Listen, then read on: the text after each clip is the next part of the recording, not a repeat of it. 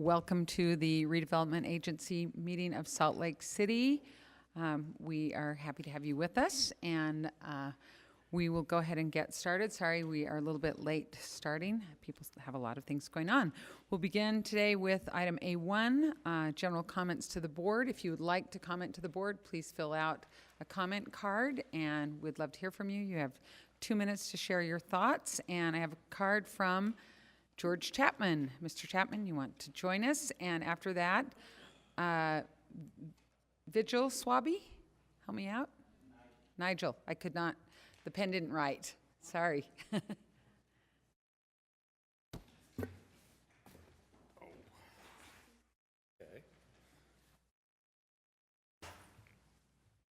Okay, you know what I'm going to say, the same thing I've always said for the last couple of years. In fact, it's actually been 7 years that I've been trying to do this. 7 years trying to get storage for the homeless that don't want to be in this situation, are willing to work, but they have no place to keep their stuff. The Wiggins Center has 21 cubbies open right now. They are limited to 2 weeks, and then after 2 weeks, they have to be off for 2 weeks. And that means that anybody that wants to work really can't work because they have no place to put their stuff. Thank you for the storage. Thank you for stopping the staff from closing the storage, but that is full and we need more.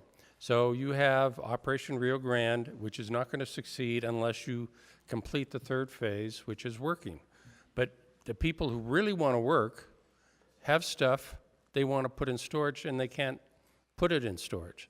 So I'm asking you again to work with the state, Wiggins Center, whatever it takes to find a place, a way to get storage for the homeless. They shouldn't be walking around with shopping carts full of their goods. They want to work. Let them work. The other issues, of course, are the RDA and Salt Lake City a couple of years ago did beat cops during the holidays, remember? Well, if you have 50 new cops, now's a really good time to put those beat cops to use to prove that Operation Rio Grande is working and to encourage people to come downtown. It's really, it's up, Stan, you'd like to hear this. The storage for the homeless are really important. The last thing you can do before you leave, and you can remember this for the rest of your life, is to get storage to allow the homeless to work. So anything you can do would be appreciated. Make sense? Thank you very much. And point of personal privilege here, we are proud of having a place for your stuff, and you're right, we need more of it. All right, Nigel, give me another shot. Come on up. Thank you.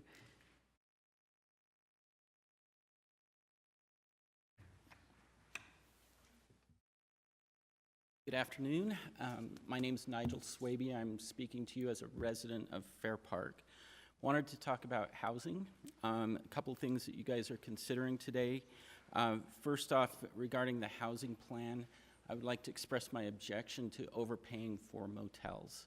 I believe that we're sending the wrong message to those owners where they are getting a big payout for not maintaining and even supporting criminal activity at their locations. Also regarding that, I believe that the RDA is probably the most capable body to handle the funds for the affordable housing. Secondly, I wanted to talk about the accessory dwelling unit situation. I believe that it sets a horrible precedent to codify economic segregation in the city and creating boundaries where some people can't create those units and some people can is a bad thing to do. And then finally, I would like to talk about other housing options. Obviously, we've got this huge crisis going on with housing, and perhaps it's time to look at some other possible solutions, including tiny homes and repurposing, recycling building materials like shipping containers for the purpose of creating increased density as well as helping to provide options for housing. Where private enterprise can't see profitability and those sorts of things, I believe that's an area where the city can help. Thank you for your time. Thank you so much for being with us. The next item for public comment as public hearing is A2, RDA Affordable Housing Funding Strategy. I don't have any cards for anyone who wants to address that. Item I'm just looking for some direction here. So should I look for a motion on closing the Affordable Housing Funding Strategy discussion? Okay. I would look for, we have a variety of motion sheets, so I'm looking to see if there'd be a motion on closing the public comment period on RDA Affordable Housing Funding Strategy. So moved. Motion by Board Member Penfold, second by Board Member Mendenhall. All in favor? Aye. Any opposed? All right, the motion passes. Thank you.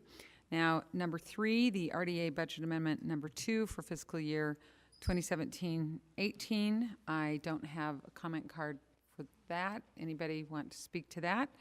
Then I would look for a motion for that, and you might look to your motion sheet if you need to.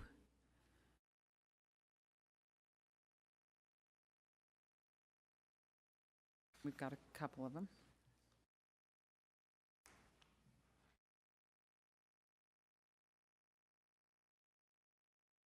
And we could make a motion to close the public hearing and defer discussion to later today. So moved. Okay. Second. Okay. Motion by Board Member Mendenhall, seconded by Board Member Johnston. Thank you very much. And comments on the RDA Budget Amendment number 3 for fiscal year 2017-18. I would look for a motion to close the public hearing and have action in later today in our meeting. So moved. Second. Motion by Board Member Penfold, second by Board Member Mendenhall. All in favor? Aye. Any opposed? Motion carries. Thank you very much. Now move to item B1 on our agency business. That is the approval of the minutes for Tuesday, November 14th. Is there a second? Second. Motion by Board Member Rogers, second by Board Member Luke to adopt the minutes of November 14th, 2017. All in favor? Aye. Any opposed? The motion carries. Thank you. We now get to the big stuff. We move to item B2, the RDA Budget Amendment number 3 for fiscal year 2017-18, and the draft RDA Housing Funding Strategy. We're going to discuss some of the proposal to go through this, and we've also looked at the previous draft of the RDA Housing Funding Strategy. And before you is a spreadsheet wherein we have the RDA Chair and Vice Chair proposal, and I've asked Jennifer Bruno and Benjamin Lutke to go through that with us, and I'm looking to have a discussion about it, and if possible, to adopt this today. And if there are things in the rest of the spreadsheet that you would like to discuss, we have RDA staff and hand staff available to answer questions for those things. But we've gone over this a lot, so I'm hopeful that we can go through this particular proposal and see if we maybe can't get it adopted. So with that, Jennifer and Ben? I'll quickly run through the RDA Chair and Vice Chair's proposal, and if anyone in the audience needs a copy, just raise your hand. I know we've got some extras floating around. There's also in your red folders a draft motion sheet for the RDA Chair, Vice Chair proposal. I think it was actually just passed out Yes. prior to the meeting started. There's a blue one in your folder, and this is the updated one. Mm-hmm. So the first and the largest item in the RDA Chair, Vice Chair proposal is $8 million for a notice of funding availability. This would be a competitive open process administered by hand, and any interested parties could apply. I thought it was administered by the RDA. You are correct. I misspoke. Administered by the RDA. Any interested parties could apply, including hand, as well as private developers and nonprofits. $2.5 million of this $8 million would be from the $4.5 million set aside for areas of high opportunity housing, and the other $5.5 million would be available anywhere in the city. This would be a new tool. I don't believe the city has done a notice of funding availability before, but other cities we're aware of, such as Seattle and Washington, D.C., have used this tool successfully. The next item, number 2, is $3.2 million for the Capital Motel redevelopment. And you might notice this is lower than the $4.1 million that was included in the RDA affordable housing funding strategy, and this is an updated cost estimate from the Housing Authority. Item 3 is $2 million for the Housing Trust Fund, and this would be in lieu of the annual allocation that past practice previously saw the RDA give a portion of their tax increment to the Housing Trust Fund. That was not done this current fiscal year. There is also a item number 8, I believe, to restore, fighting with the spreadsheet, item number 7, to restore the annual RDA housing allocation in policy. This would be to memorialize past practice. And so this would be for future funding.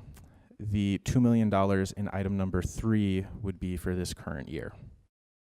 Item number 4 is $2 million, the Sugarmont redevelopment, and this would be $2 million from the 4.5 for areas of high opportunity. Item number 5 is $1.4 million for the Exchange Barnes Bank redevelopment, and just note this is on land owned by the city. Number 6 is $1 million for a renovation pilot program to be administered by hand. This would be a new program to renovate existing affordable units to improve them, and in exchange, the property owner would extend the period of affordability.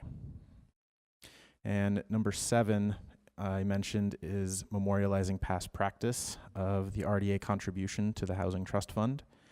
And the last one, number 8, is requesting the administration come back with an incentive structure for inclusionary zoning and having a policy for that.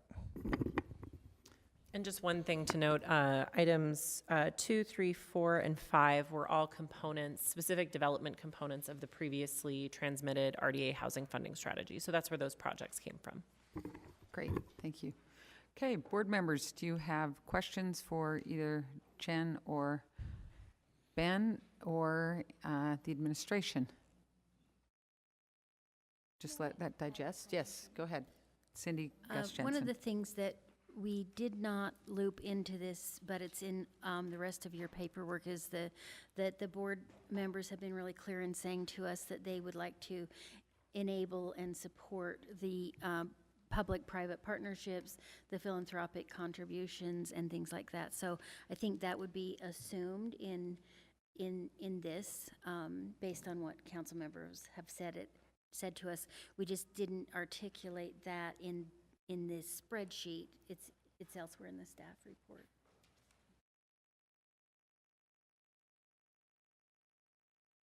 Erin, go ahead. First, on the Capital Motel redevelopment, that cost estimate decrease, is it for the same number of parcels and the same amount of land, or was there a reduction in the number of parcels that are being acquired?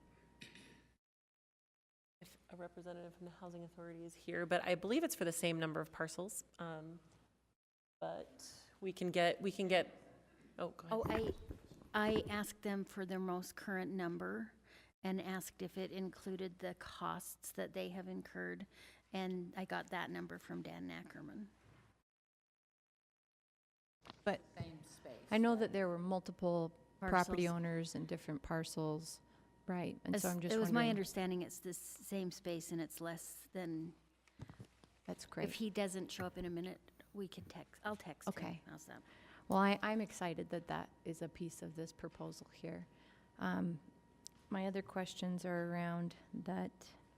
Before you ask those, can I just comment? One of the things that I felt particularly good about that is this was something that was identified by the Blue Ribbon Commission, and that we are looking to have this work well by having a public-private partnership, if at all possible, on it. So I feel like there's good transparency there. Thanks. On the Sugarmont redevelopment, the Are we assuming the inclusion of the fire department land being a part of this? And is that land still is it in the hands of Hand or fire department? So the entire property is still split between city ownership and RDA ownership. It has not been assembled. The $2 million is envisioned to be necessary in addition to potential land write-downs to ensure that there's affordable units in a development there. And I think previous response was that the timing wouldn't, that the clock wouldn't start until the fire department obviously moved into the new facility. But Hand and RDA previously indicated that they would be working together to turn over that property. And that Hand is willing to donate the property. Do we know that?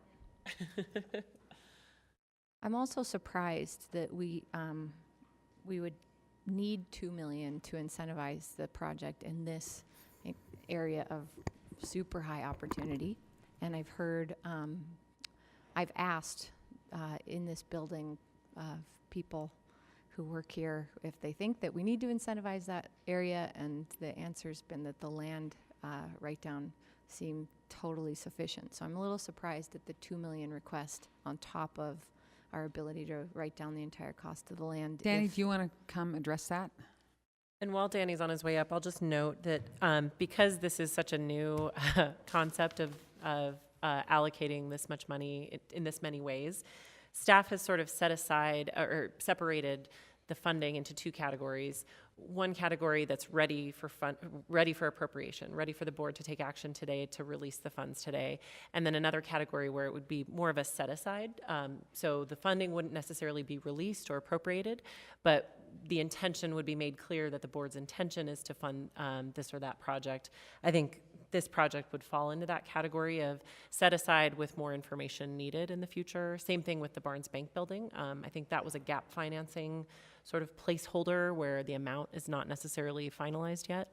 So, and then with that. Yeah, I would agree with Jennifer that that's exactly the idea, is that this would be a set aside and the details would come back to the board for final approval.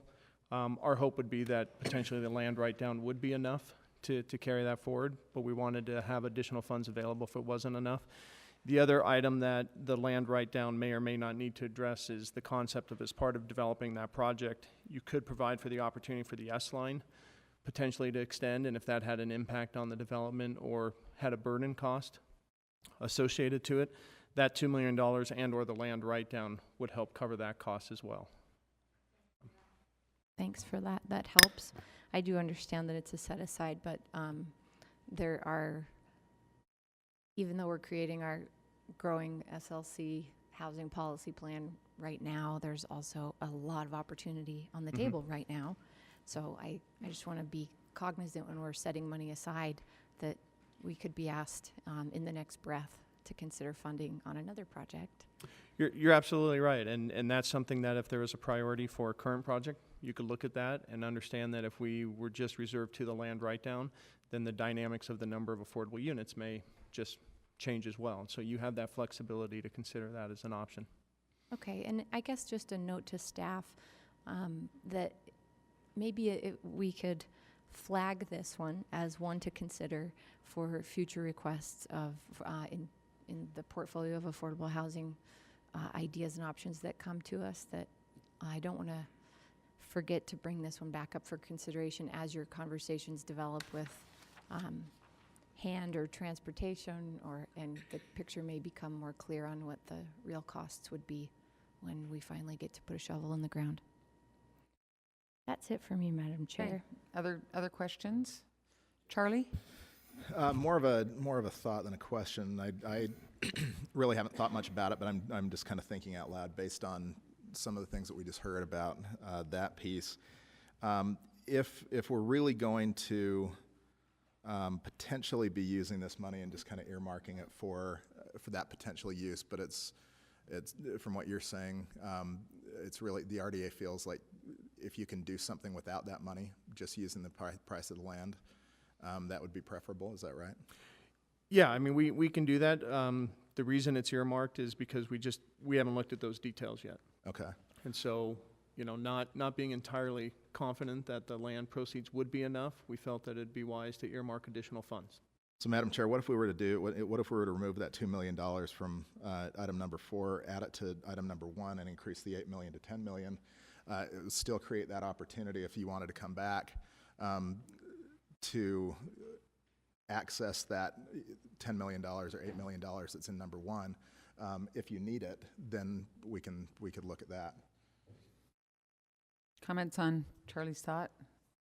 I guess my comment would be that we would put it towards increase the 2.5 million for areas of high opportunity to 4.5. So we just bump that too, and then they can come apply like everybody else in regards to it. Okay, Stan, do you have a comment on that, and then your other comment? And That work for come you, back? Charlie? Yeah, because I think the $8 million that is just the total funding available. We're putting, $2.5 million for high areas of high opportunity, the other 5.5. So yeah, I mean, if we were to put that additional $2 million in to increase it to 10 million, and then have 4.5 million for the high opportunity, I think that works. Okay, Stan? If I might ask a question of RDA staff, do you have a tentative timeline for the Sugarmont area? I mean, we're under construction with a fire station. Do you have any idea of when they might be moving, when you might be able to move forward with exploring proposals for that? So it's my understanding the fire station, and Jennifer, you can correct me if I'm wrong, I believe they're going to be out of the building in June of 2018. The RDA currently has a lease on the DI building that runs to the end of 2018. And so our anticipation was, as soon as we've got commitment from Hand in the city that they're willing to join the property between the fire station and Sugarmont, that we would actually go out and market the property as soon as possible. And as part of that marketing schedule and timeline, we could secure a developer, have them start working through the design and the permitting, and everything would then just be subject to the availability of those leases expiring and the property becoming available. So you could run 2 tracks at the same time. So I guess, council members, I think I would be inclined to leave this allocation for Sugarmont because we've consistently talked about that as the most logical location for city involvement and affordability in the Sugar House area. We, I think, expect that to happen there. And if we're looking at a timeline where they could be theoretically talking to developers about proposals as early as this summer, that having that flexibility of that additional $2 million would be advantageous to that conversation. I'm thinking primarily that I know land is expensive there. However, we have been talking about a lot of different models that ensure affordability long term and may increase the number of units that are available for affordability in high opportunity areas. And I believe this is one of those high opportunity areas. So I think I'd be inclined to leave it for now as an allocation to Sugarmont, showing that we have a commitment for affordable housing there. Aaron? I appreciate this. I think it's a great idea, and I appreciate what you're saying, Stan. I hope we'll keep working through this, because my reaction to James's proposal, reaction to Charlie's idea, is that we could perhaps end up with more dispersed affordable housing in high areas of high opportunity. We've kind of been talking about the Sugarmont Plaza as a opportunity all along, and if there's a chance that we get maybe one additional location of affordable housing in those areas because we move that out into the greater pool, I like that idea, but I understand what Stan is saying as well. Any other thoughts, board members? Andrew? This particular piece or something else? Not something else yet. Let's straw poll this, okay? Those in favor of moving number 4, the $2 million for Sugarmont redevelopment, into number 1, and in the fund for the areas of high opportunity where it was previously residing, right? So we're restoring the 4.5 million there. Those in favor of doing that, thumbs up. And that is 4 in favor of moving it, and 2, and Stan and I are the ones opposed. And Derek is not with us. Okay, great. Madam Chair, I'd love to hear Yes. from you on your vote. What? I'd love to hear from you on that. I feel like there's enough flexibility on this that we can set it aside, and if it turns out, because we know that money's there, that we don't need it, then I feel like we could move it without too much difficulty into the other set aside.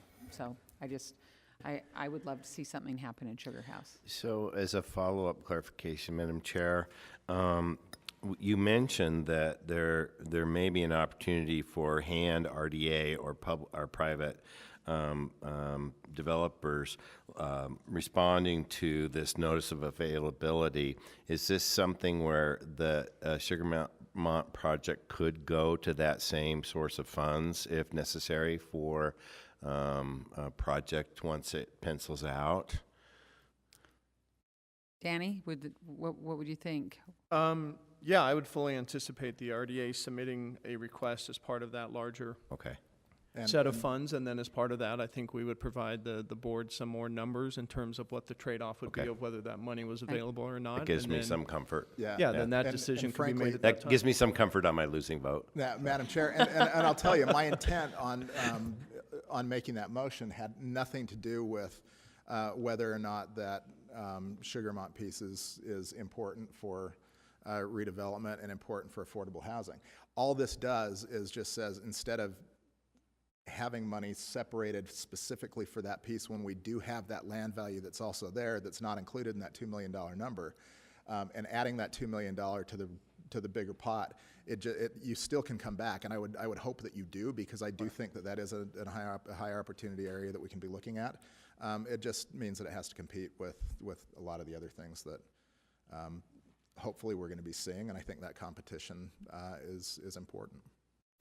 Great, thank you. Madam Chair, yes. I might add that Danny mentioned something that I think is going to be something that potentially could be a consideration for a future board, that an extension of the S line at least into this project, and there was a pretty significant priority set for our previous council to extend the the S line to Highland.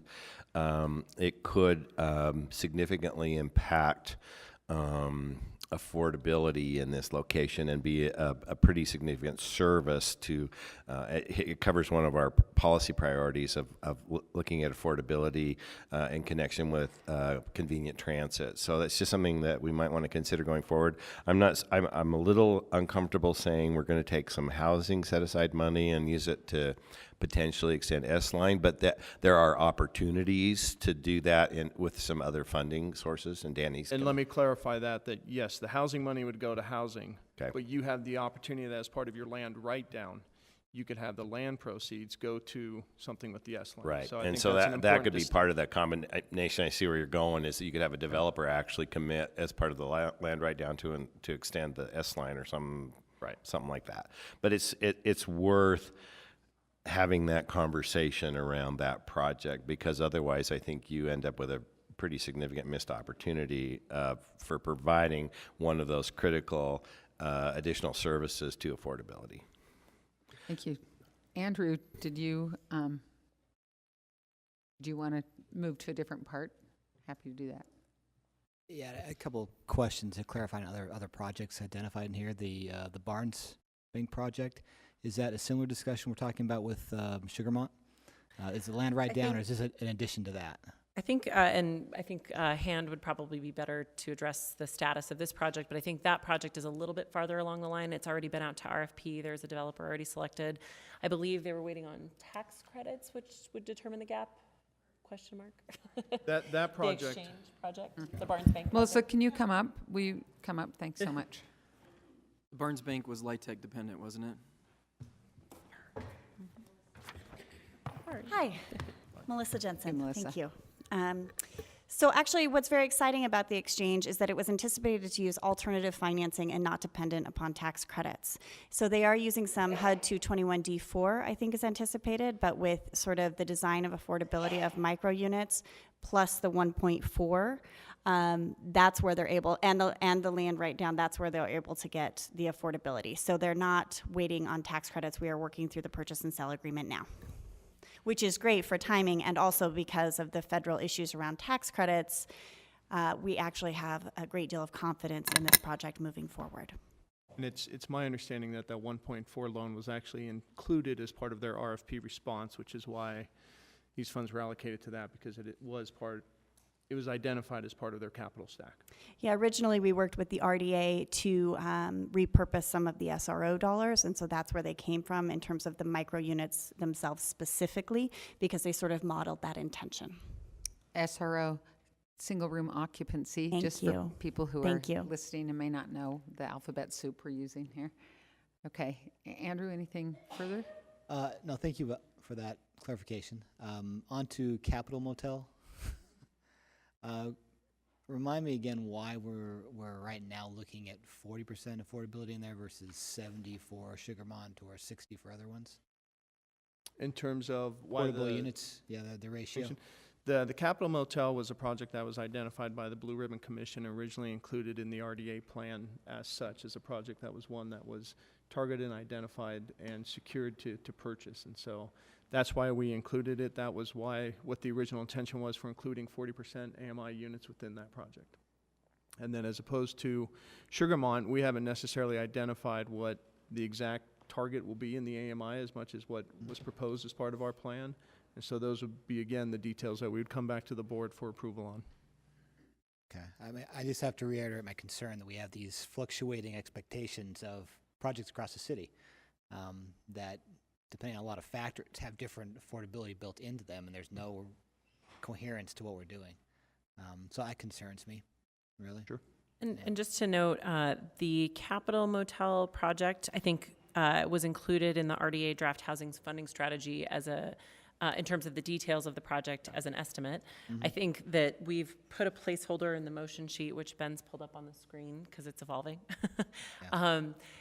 That I think there's an opportunity for the board to put either expectations or contingencies on the project itself prior to appropriating these funds. I don't know if Cindy, if you want to chime in, but that's the kind of thing that I think could be adjusted. Sure, and I think that comes back to us again. We still haven't made any statements as a board, right? So I don't fault anybody else on this. I'm just bringing it back to us, saying we continue to look at projects and pass them without a coherent idea of what we're And I doing should there. say, in our conversations with the Housing Authority, they have indicated that they would like a range of AMIs, and they haven't necessarily settled on how many would be 40%, 60%, or 80%, but that there would be a range. And so, as Jennifer said, that's certainly something that could be put on in terms of a condition or a funding approval. Sure, and I'm flexible in whatever those are. I think my concern is our ratios right now, still with market rate to everything else, and not being clear about what we expect and how we build that into the financing of these things. So, thank you. Erin? I thought of something else when Melissa came up, and could we ask her to come back up about the 1 million through the renovation pilot program administered by hand, and as that is the only bit that is being proposed to be appropriated directly to hand, unless I'm mistaken. There's also $2 million to the Housing Trust Fund, which is within hand. So Yes, $3 thank million you. total. Thank you. Can you speak to that renovation pilot program in terms of what exists today, if this would be a different iteration or a continuation of the existing, and then also if how that $1 million looks in the future, perhaps based on what we've done so far as a city with renovation opportunities? Absolutely. So this comes directly from growing SLC as part of an anticipatory adoption, which I know you are still contemplating. But when we really thought about preservation and acquisition, we think that there are two key opportunities. One, land is very expensive, so we see a lot of our developers looking for acquisition opportunities. So if we just separate for a moment this preservation and acquisition piece, and a developer may, for example, acquire a property where folks currently are paying, let's say, 50% AMI, right? We would want to make sure that those tenants could stay in that building and it could be preserved. So there's one scenario that is happening there. This other scenario of renovation dollars is for properties that are currently affordable but may be coming out of their affordable period, may not have an affordability period, so they're what we would call naturally occurring affordability. There's no formal subsidy, there's no deed restriction, and we may be able to entice developers to come and work with us to say, hey, we would like to make these very habitable, livable, great facilities for the people that are already renting from you, and we could help renovate through that prospect. So it's really about the preservation and pushing long-term affordability. Right now, what can happen is they get sold and they get turned over, and we lose that affordability every year. And we were talking about this last week about creating some kind of a fund to improve existing naturally occurring affordable units and in exchange preserve the affordability. I get that in the renovation part. In the preservation component, is there a scenario where a owner would be disincentivized to make improvements because they're locked into maintaining the affordability that's there? I would say, generally speaking, if there is a legal agreement, like a land use restriction agreement or a deed restriction, most of those have built-in sort of compliance metrics where we go out, we look at them, we make sure they're in good condition. So we haven't seen, with the exception of one particular portfolio, we have not seen a gross neglect from developers, property managers on the affordability side. I bet I can guess some of the properties in that portfolio. I'm sure. I But the won't exception, not the rule. I like to remind folks. Okay, so it sounds like the preservation component will naturally feed into the renovation, that those who participate in the preservation might be encouraged to take advantage of the renovation dollars. Correct. And they wouldn't be excluded from being able to do so because they're already participating in the preservation component? Right. Yeah. Okay, just to make sure. And the $1 million, is that enough? Is it too much? What have we done in the past? Well, I'm just going to do some math. I'm not texting or anything. On the high end of renovation per unit, it would probably be, if it was like a full renovation of a unit, we'd probably see anywhere from 20 to 30,000.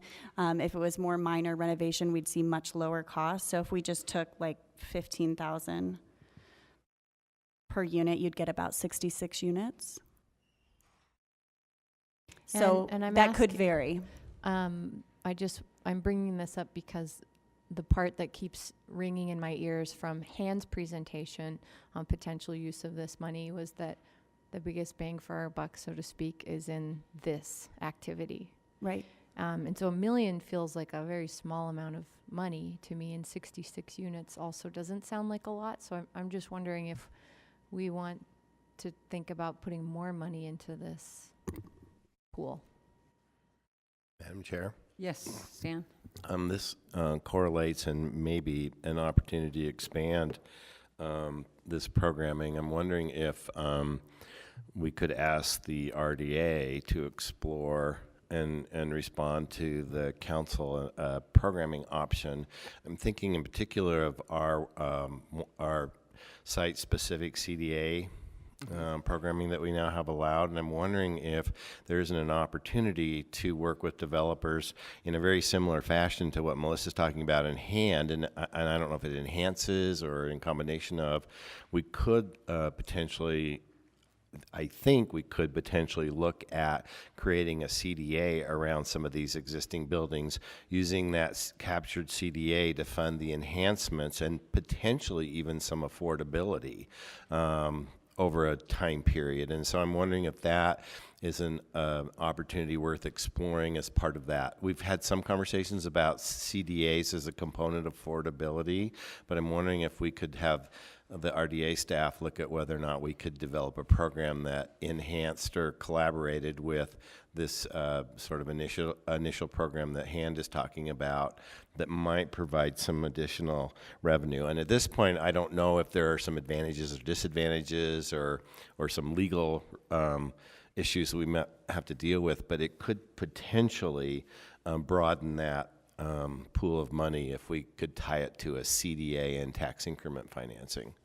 Did you just cook that up? Well, it's been stewing for a little while, so that would be fair, and it's had input from several Bright minds. bright minds. But it seems like an interesting opportunity worth exploring, because typically when you do a site-specific CDA, you're looking at a very specific time frame. You're asking for some kind of performance from the property owner based on the tax increment. You can pretty accurately project what that tax increment's probably going to be, and I think that it at a minimum it could do rehab. And maybe we get agreement for them to protect their affordable rents as a part of that rehab dollars. But I think it could even potentially provide some rental assistance. That's the part I'm not sure about, and I think we need some legal eyes looking at. But I think it could be a really interesting way to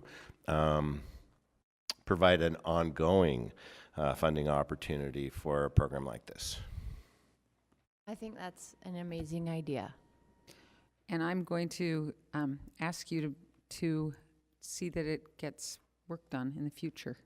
The reason for the 1 million, I agree we could use a lot more, but because it's a pilot program, I think it would be worthwhile to see how it goes in this first year, but then move towards the type of thing Stan's proposing. I don't know that we could propose that today and get it right. No, I think it's going to take some research, and it's certainly going to take some structure around a program, but it seems like it could be a independent program potentially administered by the RDA or collaboration with RDA in hand to administer. I think it's important that there's some connection there because these two incentive programs are really similar. The goal is similar for both of them. And in a previous discussion about the single property CDAs, I can't remember which board member raised it, but that you had asked the RDA staff to come back about what a single property CDA program could look like for affordability, because right now it's focused more on commercial types of economic development. So I think that's in the works at the RDA. Yeah, but I would be really intrigued with it as a tool for protecting our current affordability, and maybe there's some criteria we can attach to it around what their current rents are and guaranteeing those long-term or longer-term or something like that. But it could really help us with the challenge that I think a lot of property owners face of selling their property or turning over their property to someone who rehabs and then increases rents, and we lose all the affordability in those units. And we're seeing that more and more throughout the city. Madam Chair. Yes, Charlie. Stan, I really like that idea as well. Would you be willing to come up with some additional language that we can add to that motion, asking RDA staff to look into that? I mean, you could do it similar to intent language, but I think adding it to the motion itself, it wouldn't necessarily impact the $1 million that we're putting into the no, it would be addition. It would be in addition. Yeah, it would be in addition to. It'd be new dollars. Yeah. Yeah. So if you could come up with some language on that, I think that would be good. Like right now on the spot. Someone, yeah. Margaret hates when I do that. So yeah, I could before we make a motion. So not necessarily right now. Okay. But because I do think that I'll see what I can do. I like that idea, and I think having it in there is important. I think what Stan just did is add to the potential eligible list of how you could spend the funds to what we've already started talking about in terms of a single property. So you could have new construction, renovation, rental assistance, and then we could come back to you as part of proposing that and let you know if we feel that those are viable and what the returns would be. Great. I appreciate that. Thanks. Aaron. In the notice of funding availability, what if there's a developer who comes to us with a parcel they own that has affordability, maybe naturally occurring affordability within it right now? What kind of requirements would we have that they adhere to the policy directives that we're kind of aiming with other funding, so as not to lose existing affordable housing within that 10 million to create new affordable? Are you asking as part of their funding request, what would they have to provide in terms of securing or guaranteeing that the affordability would be ongoing? I think more specifically about the ensuring continuity of housing opportunity for those who are currently housed on the parcel that they may be proposing demolition and reconstruction to create the new project. I think that is something you could build into the selection and criteria.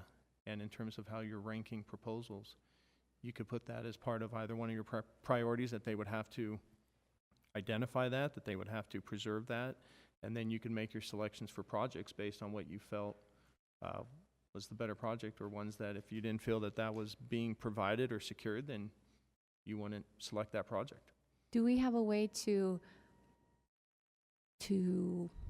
I don't want to say audit, but if they say, oh no, those people are paying $1,000 a unit, but they're really actually paying $550 a unit, how do we know that what they might tell us is true? Because it could potentially be a bit of work to provide that continuity of housing. Yeah, you could require that as part of any financing participation or assistance, that whether it's a loan or write-down or reimbursement, that they would have to provide an audit of what their current rent roll is and their residents, and you could have that monitored either through the RDA or third party, or whatever your concern would be, you could tie that as a condition or a requirement for their funding. I would propose that we do that, and I don't know if we need to do that today. Yeah, And I think- guess I look to Cindy too. At what point are we our hands off of the money if we make these motions today? And do we need to build that in right now? I think that we're going to ask you guys for a break for a few minutes to work on some of these things, and we would ask the administration if they have input to get it to us in that quick time.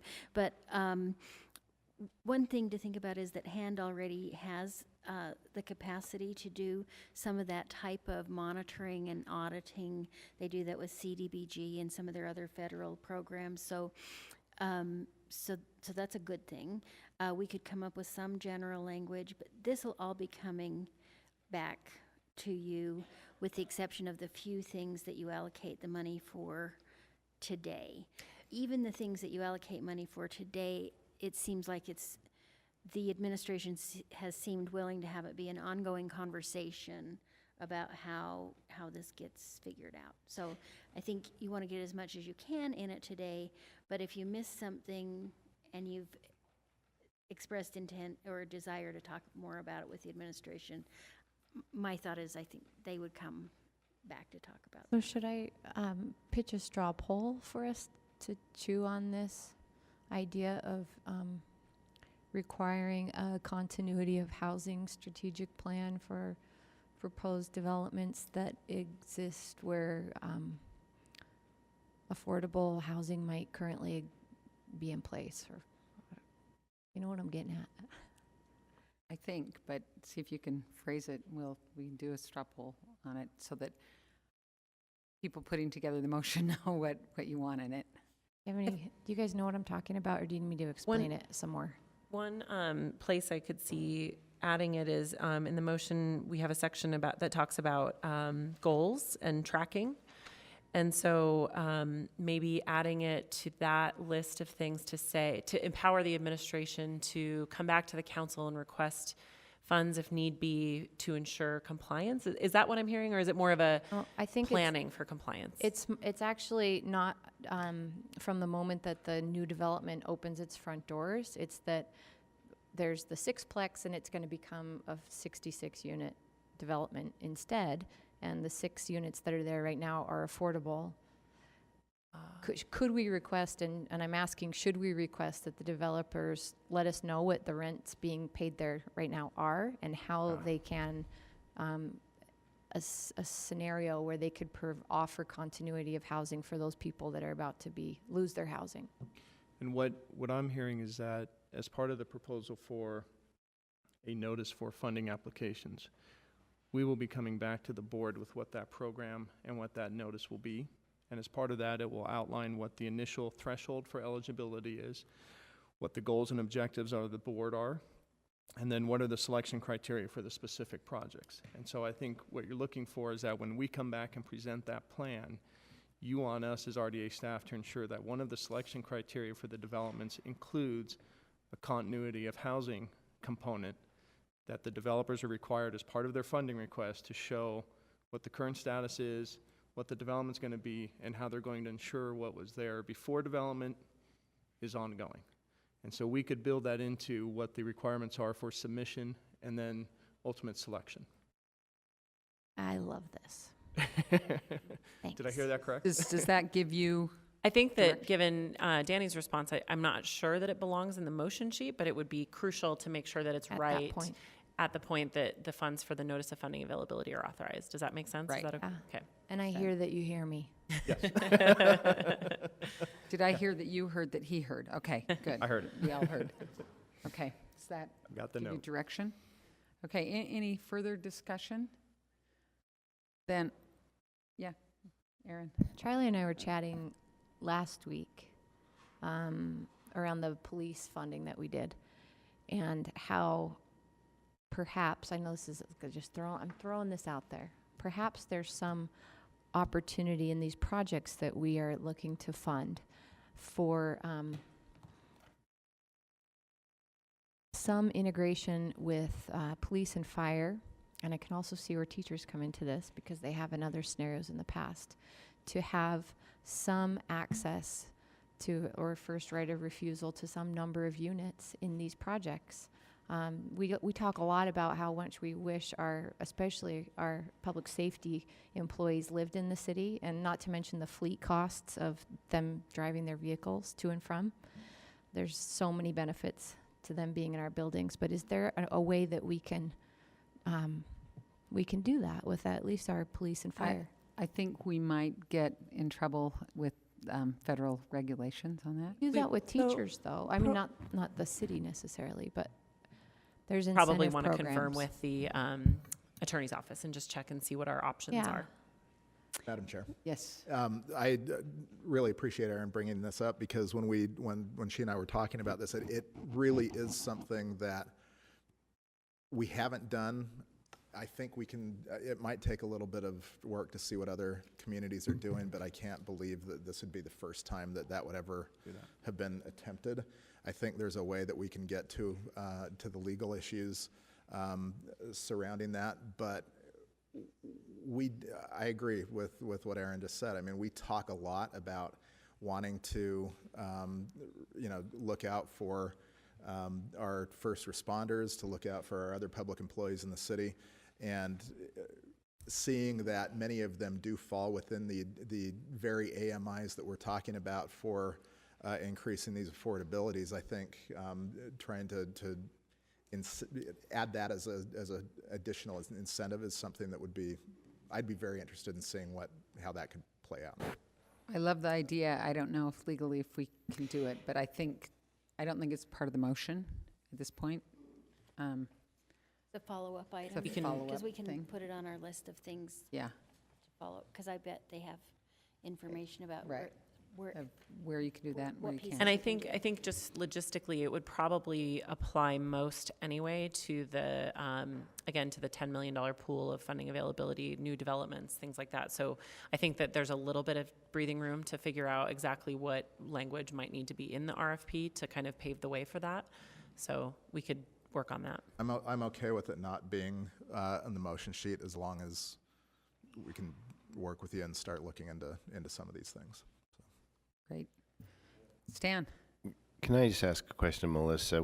In our current housing mitigation fund, when we're looking at, I think it's designed particularly for a commercial development that eliminates housing and replaces it with commercial. But I think they can be excluded if they replace it with housing, but we don't attach any affordability criteria to that at all, do we? Isn't it just unit per unit kind of criteria? Do you recall?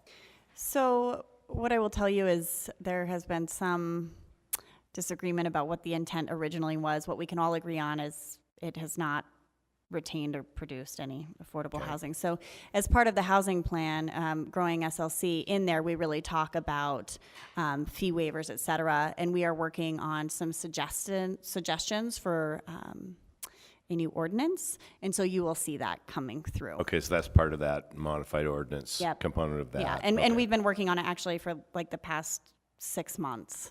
So it will probably be one of the first things that the council reviews in the. So I'm just wondering, council members, if that's something you might want to watch out for in that revision, because I think the original intent, and this goes back probably 20 years, was to make sure that we either preserve the number of units or add units as we demolish for new projects. But I don't think there was any affordability component specifically tied to it. I think it was just based on a fee for a number of units. That's something that could help ensure long-term this concept of protecting affordability as new development comes online. All right, further discussion? Chair, Yes. good job to you thanks. and our vice chair. Thanks for putting together a clear proposal, and to staff who helped. Staff, huge thanks to them. I would Thanks, like yeah. to echo that. I think this moved us in a fashion that was hard to imagine a week ago. So thank you so much. Yeah, then we will take a 15-minute break, and at 3:30 start up again to give you an opportunity to put together a new motion sheet for us, unless there are further That questions. we'll have printed out, hopefully, by the time yeah. you come back. Is 15? Yeah, Okay. I think that should be Can All I fine. right. say one Yes, thing? yes, Just Cindy. also a thanks to the administrative departments, because they have been very quick to get back to us with information on all of these things that council members have asked. So without their help, we would not have been. Yeah, able thank to you. get- We've had a lengthy list of questions, and we've been getting answers, so thank you. Okay, we'll be back in about 15 minutes. And don't go far, team, okay?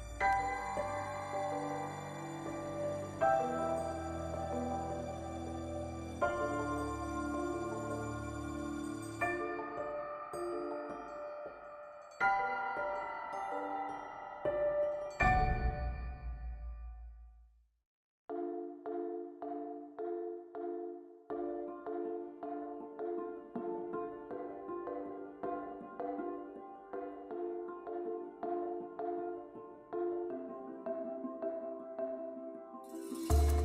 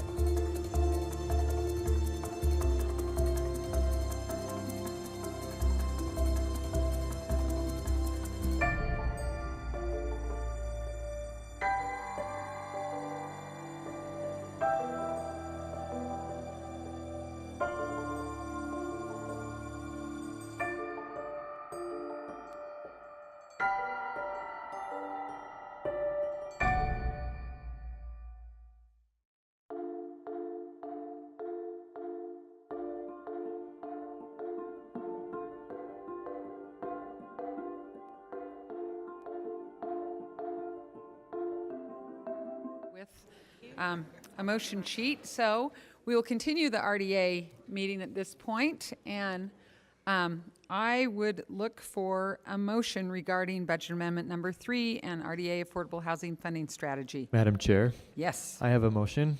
I move that the board adopt, let's see. Move that the board approve amending the fiscal year 2017-2018 RDA budget for the following items. Set aside $10 million for a notice of funding availability, which is intended to be a competitive and transparent public process to be administered by the Redevelopment Agency, for which any developer or community group may apply with a project that meets the affordable housing goals straw polled by the council or board in November. Funding will be appropriated when the Redevelopment Agency staff returns to the board with a draft program or application process or notice. I'd like to note that of these funds, $4.5 million will be dedicated toward areas of high opportunity. Second, I move that we appropriate $3 million to the Housing Trust Fund with the following purposes: $2 million toward the general purpose of the Housing Trust Fund to be administered by hand, and $1 million toward a new renovation pilot program aimed at providing renovation funds to improve existing affordable housing units in the city in exchange for a guaranteed period of continued affordability. Third, set aside the following funds in anticipation of loan requests in the coming months for developments already in the pipeline. Appropriation of these funds will be considered at that time. $1.4 million towards gap financing for the Exchange Barnes Bank redevelopment project. 4, hold budget amendment number 3 open to December 12th to further evaluate conditions for appropriation of $3.2 million to facilitate redevelopment of the Capitol Motel. The board asks that the administration return for the December 12th meeting with recommended conditions. 5, the annual RDA housing allocation policy. I further move that the board requests RDA staff to come back to the board with a draft policy governing an annual allocation to the Housing Trust Fund as a percentage of all tax increment received. This would memorialize past practice and ask the administration as well to include in future budget years a percentage allocation from RDA tax increment to the Housing Trust Fund based on historical appropriation to the Housing Trust Fund.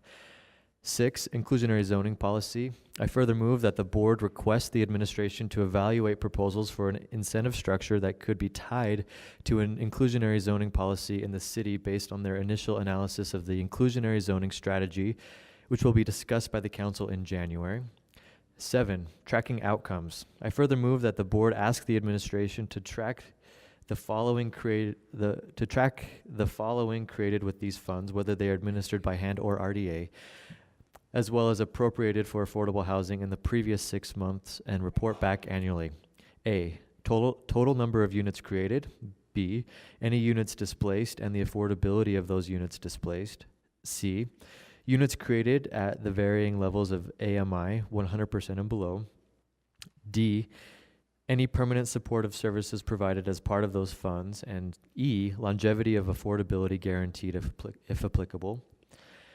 Finally, 8, single property community reinvestment area.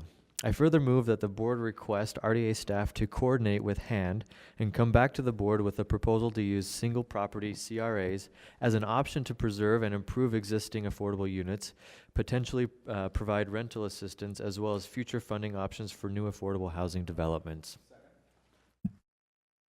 There's a lengthy motion by Board Member Kitchen and a second by Board Member Luke. Madam Chair? Yes. I would like a clarification. Based on that motion, are we adopting all of the components with the exception of item 4, or are we holding the entire budget amendment until December 12th? My understanding is that number 4 is the only part that we'll hold the discussion open for, to discuss that part of the Capitol Motel specifically. Right. The technicality of number 1 and number 3 is that there would still need to be a follow-up discussion before those funds would be released, but the action would set them aside tonight. The funds for number 2 for the Housing Trust Fund would be available tonight, after tonight. Okay. If that's the intention. That would be my intent, was that we adopt all of the components with the exception of item 4. Moving forward. Right. Okay. And if that accomplishes that, I'm good. And we're clear that that does accomplish that. All right. So there is a motion and a second, and I will roll call this. Andrew. Okay. Charlie. Yes. James. Yes. Derek. Yes. Aaron. Yes.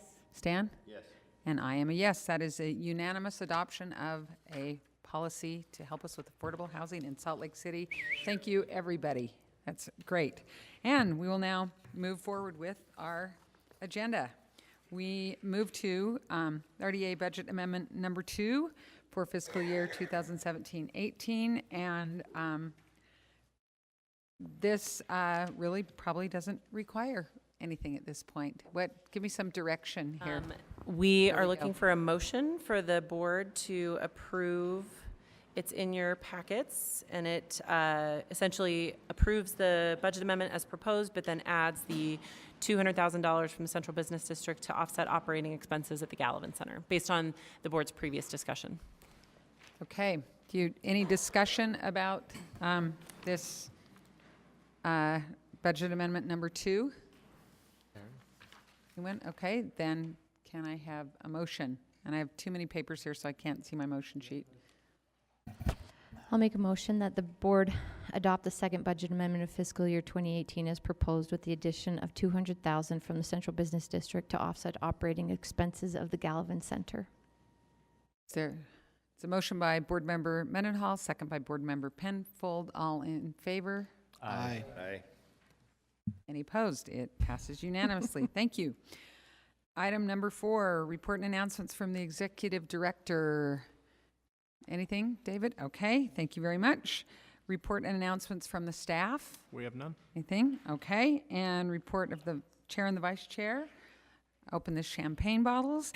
And we had no written briefings today. On the consent agenda, we are looking to set the date for Tuesday, January 9th, to accept public comment on the proposed project area for the Northwest Quadrant.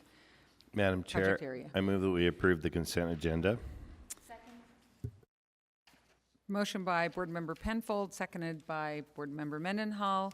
Any discussion? All in favor? Aye. Any opposed? It is unanimous. Thank you. We do not have a closed session, and we will now adjourn. Thank you, one and all. And, yeah, when, Stan, do you want Madam to? Chair, if we could reconvene at 4:15 for our 15? council briefing, yes. Okay, Thank you. great. 4:15, it's 10 to 4 right now, quarter to 4 right now. You want 30 minutes? What's that? You want us to take 30 minutes? 4:15. 4:15, okay. I'm pretty sure I read that right. This Yeah. side of the table is just, we didn't know if you could see the clock or not. Okay. 4:15. Yeah. 4:15. 4:15, But no more breaks for you. yeah. But don't leave for a minute, because we're going to do a group photo, and so that would be coming back at 16:15. And that's what Photoshop is for, Charlie.